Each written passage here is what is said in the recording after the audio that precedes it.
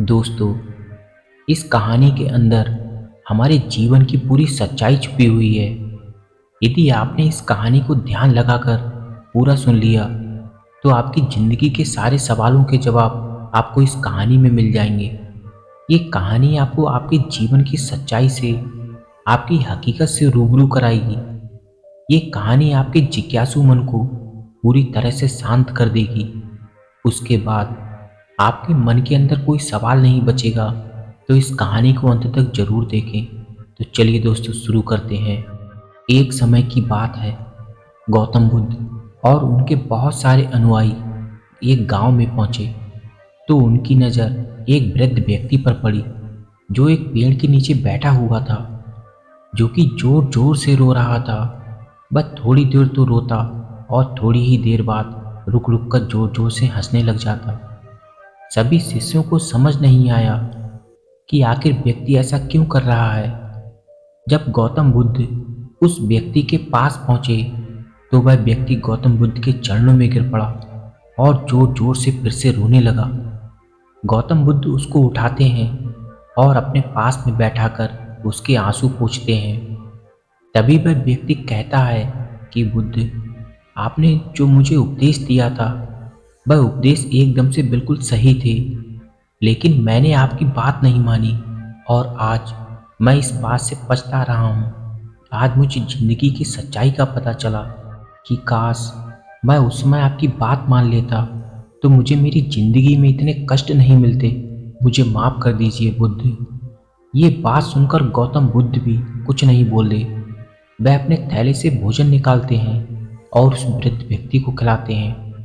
वह व्यक्ति जब भोजन कर रहा था, तो कभी जोर से हंसता और कभी कभी रोने लग जाता और धीरे धीरे भोजन कर रहा था। तभी सभी शिष्य गौतम बुद्ध से कहते हैं कि तथागत, ये व्यक्ति कौन है और आखिर ऐसा क्यों कर रहा है। कभी रोता है और कभी कभी जोर से हंसने लग जाता है।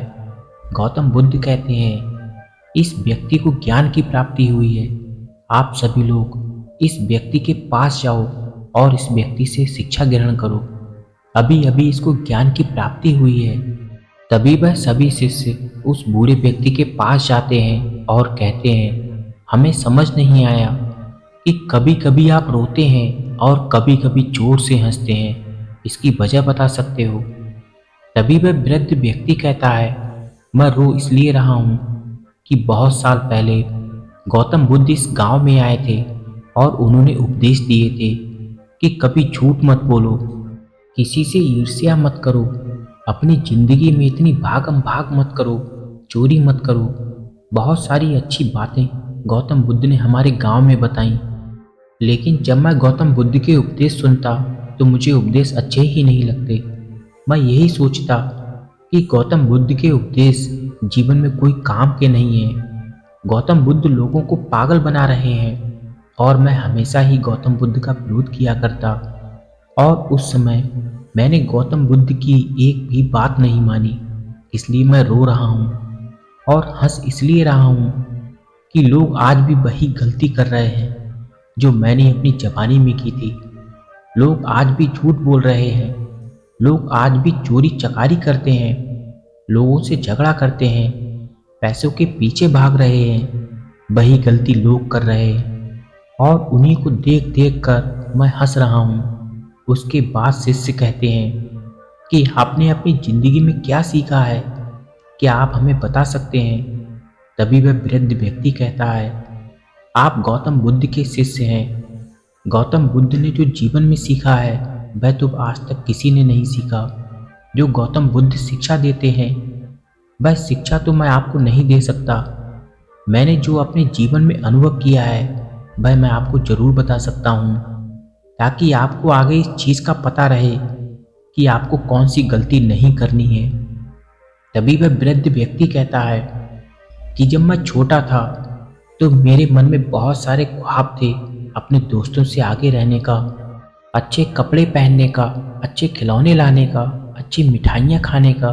मन में हमेशा ही लगा रहता कि जितने भी मेरे दोस्त हैं, मैं उनसे हमेशा ही आगे रहूं, वह हमेशा मेरे से पीछे ही रहें। यही ख्वाब मेरे बचपन में रहा। लेकिन मेरी माँ स्वभाव से बहुत कड़क थी। मुझे कोई भी चीज़ नहीं दिलाती थी, इसलिए मुझे मेरी माँ पर बहुत ही गुस्सा आता। कभी कभी मेरे मन में लगता, यदि मेरी माँ मर जाए तो मैं आज़ाद हो जाऊं, मैं कुछ भी अपनी ज़िंदगी में कर सकता हूं, तो मुझे कोई रोकने टोकने वाला नहीं होगा। और मैं यही सोचता रहा, और ऐसे ही करते करते मेरा बचपन कट गया और जवानी आ गई। और जब जवानी आई तो कपड़े, खिलौने, मिठाइयाँ सब खत्म हो गया। अब पैसों की ललक लग गई। मैं यही सोचता रहा कि अच्छे कपड़े पहने, अच्छे पैसे कमाओ, जितने भी आसपास में लोग रहते हैं मैं उनसे हमेशा ही आगे रहूं, सब मेरे पीछे रहें। और यही मैं करता रहा। थोड़े ही दिन बाद मेरे घर वालों ने मेरी शादी करवा दी। उसमें भी मेरी ज़िंदगी अच्छी खासी कट रही थी। मेरी बीवी भी बहुत सुंदर थी, वह मेरा बहुत ख्याल रखती और मैं भी उससे बहुत प्रेम करता। लेकिन शादी के बहुत साल बीत जाने के बाद भी मेरी कोई संतान नहीं हुई। तो मेरे मन में हमेशा ये दुख रहता कि कम से कम मैं एक बच्चे का पिता तो जरूर बनूं। मैं अपने साथियों के बच्चों को देखता तो मुझे बहुत जलन होती, तो मैं भगवान से यही विनती करता रहता। और थोड़े ही दिन बाद भगवान ने मेरी इस विनती की भी सुन ली और मेरे घर में एक बच्चा हुआ। तब मैं बहुत खुश हुआ। मेरी जिंदगी की सबसे बड़ी खुशी मुझे मिल गई थी। अब मैं अपने पिताजी के व्यापार में हाथ बटाने लगा। व्यापार में मैं अपने पिताजी के साथ दुकान पर जाता, दुकान पर काम करता और व्यापार को आगे बढ़ाता रहा। थोड़े ही दिन बाद मेरे मन में ये फिर विचार आया कि कम से कम 2 बच्चे तो होने ही चाहिए। और भगवान ने मेरी फिर से सुन ली और मेरे घर में एक बच्चा और हो गया। उसमें मैं बहुत खुश हुआ। मुझे लगा कि मेरे बुढ़ापे में मेरा ख्याल रखने वाला मेरे 2 बच्चे हो गए। एक नहीं रखेगा तो कम से कम दूसरा तो जरूर रखेगा। यही सोचकर मैं अपना पूरा ध्यान अपने व्यापार पर लगाता, अपने पिताजी के साथ काम करता और अपने व्यापार को धीरे धीरे बहुत आगे बढ़ाता गया। फिर एक दिन मेरी पत्नी ने मुझे कहा कि आपके पिताजी ने तो सिर्फ व्यापार खोला है, व्यापार को तो आपने आगे बढ़ाया है। इस व्यापार में आपका बहुत बड़ा हाथ है। अब आपको ऐसा करना चाहिए कि आपको अपने पिताजी को बोलकर आप इस व्यापार को अपने हाथों में ले लें। आखिर आप ही तो उनके बेटे हैं और उनके जाने के बाद ये व्यापार आप ही तो संभालेंगे। और यदि आपके हाथ में व्यापार रहेगा तो व्यापार बहुत ही आगे बढ़ेगा। इसलिए अपने पिताजी से बोलकर ये व्यापार अपने हाथों में ले लो। यही बात सोचकर एक बार मैं अपने पिताजी के पास गया और मैंने कहा, पिताजी अब आप बूढ़े हो चुके हो, अब आप ज़्यादा काम मत किया करो, मैं आपका सारा काम संभाल लूँगा और व्यापार आप मेरे ऊपर छोड़ दीजिए। मैं सारे व्यापार को पूरे ध्यान से चलाऊँगा और व्यापार को और आगे लेकर जाऊँगा। उसके बाद मेरे पिताजी ने ये करने से मुझे मना कर दिया और मेरे पिताजी ने मुझसे कहा कि जब तक मैं जिंदा हूँ व्यापार मेरे पास ही रहेगा। तुम अभी व्यापार में इतने माहिर नहीं हो, तुम्हारी वजह से व्यापार घाटे में चला जा सकता है। मेरी पिताजी की ये बात मुझे बहुत बुरी लगी और उसके बाद मुझे अपने पिताजी की हर बात बहुत ही बुरी लगने लगी। व्यापार में कोई काम करना होता तो मुझे अपने पिताजी से पूछना पड़ता और ये बात मुझे बहुत बेकार लगती। मुझे ये लगता कि यदि मैं आज़ाद हो जाऊं तो मैं अपनी मर्जी से अपने व्यापार में कुछ भी कर सकता हूं। लेकिन मेरे पिताजी मुझे मनमानी ही नहीं करने देते और इसलिए मुझे बहुत गुस्सा आता। मैं ये सोचता कि मेरे पिताजी मर जाएं तो ठीक है। धीरे धीरे बहुत दिन निकल गए और एक दिन भगवान ने मेरी ये बात भी सुन ली और मेरे पिताजी बीमार पड़ गए। मैंने अपने पिताजी को बहुत जगह दिखाया। वहाँ पर डॉक्टर ने जब जांच की तो पता चला कि पिताजी को तो बहुत बड़ी बीमारी है और पिताजी कम से कम 15 दिन और ही ज़्यादा जिंदा रहेंगे। इसलिए सारे रिश्तेदारों को बुलाकर उनसे मिलवा दो। अब आपके पिताजी ज़्यादा जिंदा नहीं रह पाएंगे। उसके बाद मैं अपने पिताजी को अपने घर ले आया और उन सभी रिश्तेदारों को बुलाकर अपने पिताजी से उनको मिलवा दिया। और जब सब रिश्तेदार मिलकर अपने अपने घरों को चले गए तो मेरी पत्नी ने मुझसे कहा, अब तो सारे रिश्तेदार मिलकर चले गए, अब आपके पिताजी जिंदा क्यों हैं? अब आपके पिताजी मर क्यों नहीं जाते? मेरी पत्नी की ये बात भी मुझे बहुत अच्छी लगी और मैं ये सोचता रहा, अब यदि पिताजी खत्म हो जाएं तो वह अपनी बीमारी से कम तकलीफ पाना बंद हो जाएं और कम से कम इस बीमारी से उनको पीड़ा ना हो। थोड़े दिन बाद मेरे पिताजी गुजर गए। तब मेरी माँ मेरे पिताजी के पास बैठकर बहुत ज़ोर ज़ोर से रोने लगी। मैंने भी जब मेरी माँ को रोते हुए देखा तो मैं भी वहाँ पर बैठकर रोने लगा। उसके बाद मैंने अपने पिताजी की बहुत बड़ी शव यात्रा निकाली। पूरे शहर के अंदर मेरे पिताजी की शव यात्रा की चर्चा हो रही थी। ये देखकर मैं बहुत खुश हुआ। पूरे शहर के अंदर ये कहा जा रहा था कि ऐसी शव यात्रा तो मैंने कभी नहीं देखी। और जब मैं ये सुनता तो मुझे लगता कि मैं अपने पिताजी का बहुत अच्छा बेटा हूँ। इसीलिए मैंने इतना पैसा खर्च करके इतनी बड़ी शव यात्रा निकाली। उसके बाद धीरे धीरे दिन निकलते गए और एक दिन मेरी माँ भी इस दुनिया को छोड़कर चली गई। उसके बाद मेरे बेटे बहुत बड़े हो गए और मेरे बेटे मेरे व्यापार में मेरा हाथ बटा रहे थे। अब मैं भी धीरे धीरे बूढ़ा हो चला था। अब मेरे शरीर में इतनी ताकत नहीं बची थी। फिर एक दिन मुझे पता चला कि मेरी पत्नी बहुत बीमार हो गई। जब मैं अपनी पत्नी को अस्पताल लेकर गया तो इलाज के दौरान ही मेरी पत्नी की मृत्यु हो गई और उस दिन मुझे बहुत दुख हुआ और उसके बाद मैं अकेला महसूस करने लगा। उस दिन मुझे लगा कि सच में मेरी जिंदगी से कोई निकल गया और मुझे बहुत दुख हुआ। अपनी पत्नी के जाने के बाद ऐसा लग रहा था कि मेरी पूरी दुनिया ही लुट गई। धीरे धीरे दिन निकल रहे थे और एक दिन मेरा बेटा मेरे पास आया और कहता है, पिताजी अब आप बूढ़े हो चले हो, अब व्यापार आप मेरे नाम कर दीजिए, छोटे भाई को मैं संभाल लूँगा। छोटे भाई के हाथ में व्यापार अच्छा नहीं रहेगा, आप बूढ़े हो चुके हैं। आप किसी भूल में कोई छोटे भाई के नाम व्यापार कर दिए तो छोटा भाई व्यापार को बर्बाद कर देगा, इसलिए व्यापार आप मेरे नाम कर दीजिए। और जब मैंने अपने बेटे के मुख से ये बात सुनी तो मुझे मेरी बात याद आ गई जो मैंने अपने पिताजी को कही थी और मुझे बहुत दुख हुआ। और उसके बाद मैंने अपने बेटे को मना कर दिया कि मैं तुम्हारे नाम व्यापार नहीं करूँगा, क्योंकि मैं अभी जिंदा हूँ। जब तक मैं जिंदा हूँ तब तक मैं ही व्यापार को चलाऊँगा। उसके बाद बड़ा बेटा चला गया और उसके थोड़े ही दिन बाद छोटा बेटा मेरे पास आता है। वह भी यही बात कहता है कि पिताजी व्यापार मेरे नाम कर दीजिए। बड़ा भाई तो बहुत बड़ा नशेड़ी है, उसे व्यापार के बारे में कुछ भी नहीं पता है। मैं व्यापार के बारे में बहुत कुछ जानता हूँ और आपके व्यापार को बहुत आगे तक लेकर जाऊँगा। और जब मैंने छोटे बेटे से ये बात सुनी तब भी मुझे बहुत दुख हुआ कि मेरी दोनों ही औलाद एक जैसी ही हैं। वह बस पैसों के पीछे भाग रहे हैं और ये मतलब की दुनिया मुझे भला क्या सुख दे सकती है। जिन पैसों के पीछे मैंने अपनी पूरी जिंदगी निकाल दी, उन्हीं पैसों के लिए मेरी औलादें लड़ रही हैं। मैंने अपने छोटे बेटे को भी मना कर दिया कि मैं तुम्हें व्यापार नहीं दूंगा। उसके थोड़े ही दिन बाद मैं बहुत बीमार पड़ा। वैद्य जी मेरा इलाज करने आए तो उन्होंने कहा कि आपके रिश्तेदारों को यहाँ पर बुलाकर इनसे मिलवा दीजिए, बस ये थोड़े दिन के ही मेहमान हैं। उसके बाद मेरे बेटे ने मेरे रिश्तेदारों को बुला लिया और सभी रिश्तेदार मुझसे मिलने आ गए। जो व्यापारी थे, जो मेरे साथ व्यापार करते थे, वह भी मुझसे मिलने आए और वह सभी लोग एक ही बात बोल रहे थे कि भाई साहब, आप इस दुनिया को छोड़कर चले जाएंगे तो हमारा क्या होगा? आपके बिना हमारे व्यापार कैसा चलेगा? वह सभी व्यापार की ही फिक्र कर रहे थे। जब मैं मरने वाला था तो मेरी फिक्र कोई नहीं कर रहा था, सब मतलबी थे। उनको व्यापार की चिंता थी, मेरी चिंता नहीं थी।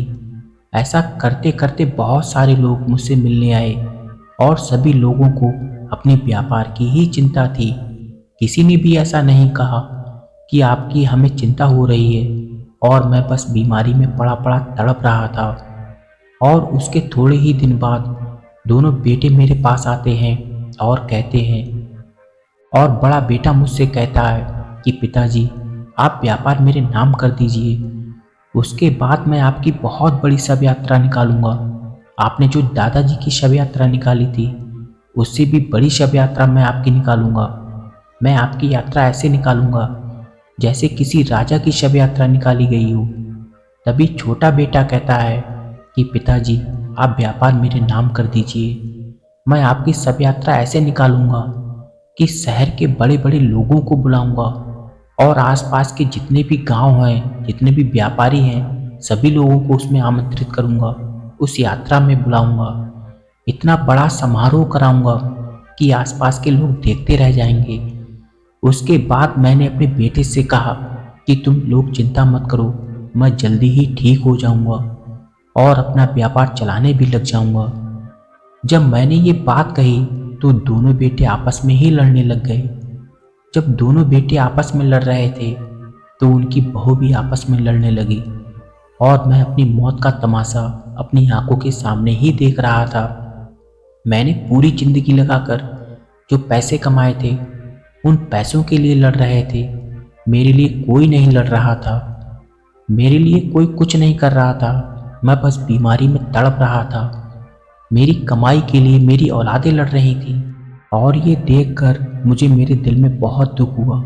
मुझे मेरे पिताजी याद आ गए और मुझे बस सब याद आया जब मेरे पिताजी अपने मन में क्या सोच रहे थे। जब मैंने उन्हें ये कहा कि अपना व्यापार आप मुझे दे दीजिए, ऐसा लग रहा था जैसे समय वापस मुड़कर आ गया हो। जैसे मैं बेहोश होकर देख रहा था, वैसे ही मेरे पिताजी बेहोश होकर मुझे देख रहे थे।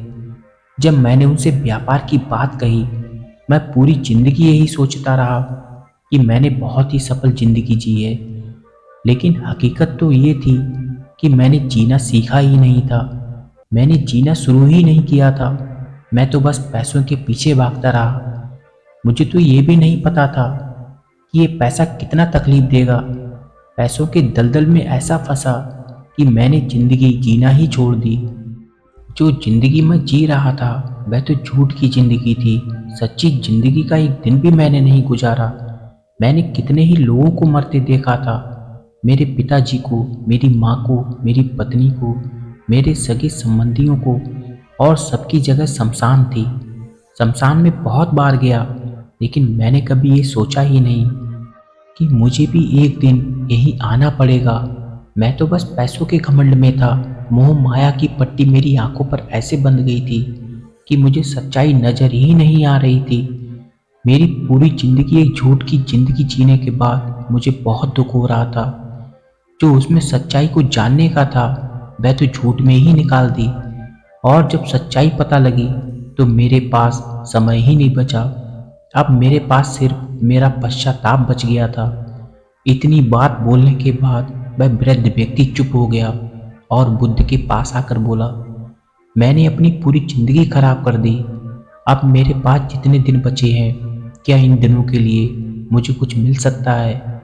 बुद्ध ने कहा, तुमने अपनी पूरी जिंदगी भले ही अज्ञानता में गुजारी हो, लेकिन ज्ञान का एक क्षण भी बहुत बड़ा होता है। तुम्हारे पास अब जो समय बचा है वह ज्ञान से पूर्ण है। इसीलिए अब तुम्हें जो भी मिलता है, सांसें या मृत्यु, उसको तहे दिल से स्वीकार करो। उससे भागो मत और ना ही उसके लिए पश्चाताप करो। उसको सच्चे दिल से स्वीकार करो।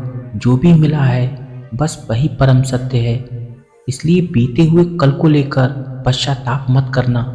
जो भी तुम्हें मिलता है उसको सच्चे दिल से याद करके ये कहो कि यही सच्चाई है और उसी को स्वीकार कर लो। तुझे तुम्हारे अंदर जागृति उत्पन्न होगी, वही परम सत्य होगा। जब वह जागृति आएगी तब कोई सवाल नहीं बचेगा, केवल अनंत बचेगा और सब खत्म हो जाएगा। क्योंकि अंतिम क्षणों में वह जागृति ही तुम्हारी सहायता करेगी। ये कहने के बाद भगवान बुद्ध भी मौन हो जाते हैं और वह वृद्ध व्यक्ति केवल उनको देखता ही रह गया। तो दोस्तों, कैसी लगी आपको जीवन की असल सच्चाई की कहानी? उम्मीद है कि ये कहानी आपको पसंद आई होगी। पसंद आई है तो वीडियो को लाइक और हमारे चैनल को सब्सक्राइब जरूर कर देना। मिलते हैं अगली बार ऐसी ही रोचक भरी जानकारी में। तब तक के लिए अपना और अपनों का ख्याल रखें। धन्यवाद।